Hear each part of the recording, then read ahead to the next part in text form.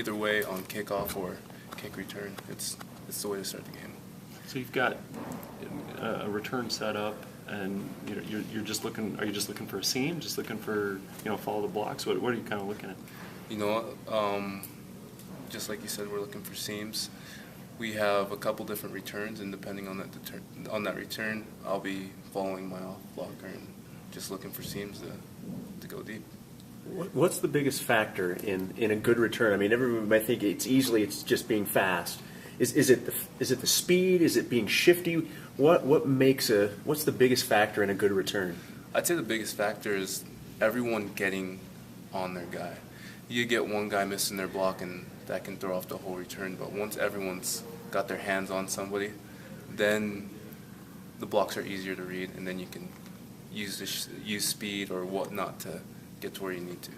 Well, I was gonna say most important is that, I think. Is there as much emphasis on scheme? Is there much that goes into the scheme of special teams as, say, like an offense or defense in terms of execution that allows you to be successful with it?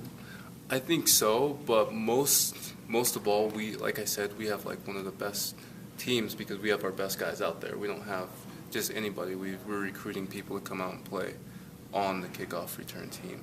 And once we get everyone doing their job, then we got a great team. When you're bobbing and weaving through a special teams, I mean, how similar is that or different is that than, say, you're taking the handoff and going through an offensive line or defense? It's similar. The only thing is I get a little bit of running start when I'm back there, but it's really similar. Your teammates give you a hard time because the kicker tripped you up on that one? Oh, yeah. I had to tell them there's a first for everything, so I had to get out of my system. Not run. Yeah, so.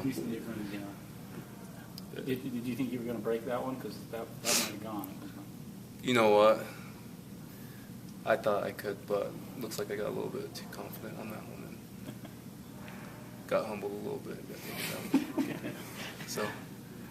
Coach Holliday said 40 plus, said that 40 yards and then plus whatever you get after that is kind of what what he was joking around about. Oh yeah, they joke. You heard about? They joke with me about it. That's what they expect. So with the team we have, we should be able to get 40 plus yards. On that bell ringer you took against Middle Tennessee, it looked like you weren't going to return for a couple of weeks. Did it look worse than it was? Well, actually, it was just as bad as it looked. I was knocked out cold, but the good thing about it is when I got back up, I started remembering things. So it wasn't like I had a bad concussion or anything. It came back. It was just I was out. Did It was you see scary. stars like they do in the cartoon?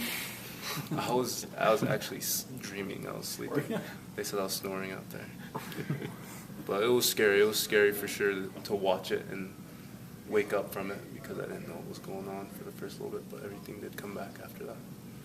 If there are similarities in kick return as there are running the football, does the BYU coaches just need to put you back a little farther in the offensive line and let you run? Because you're doing a great job out there in special teams. I think that gives you a chance to get out there and make some runs as a running back as well. I don't know. I've been getting carries every now and then, but I think my hard work everywhere else on the field is really going to earn me reps on offense, so that's what I'm trying to do. Yeah, because you're proving yourself to be an adequate runner on special teams. I mean, what do you have to do to be an adequate runner in terms of making that transition to the offense?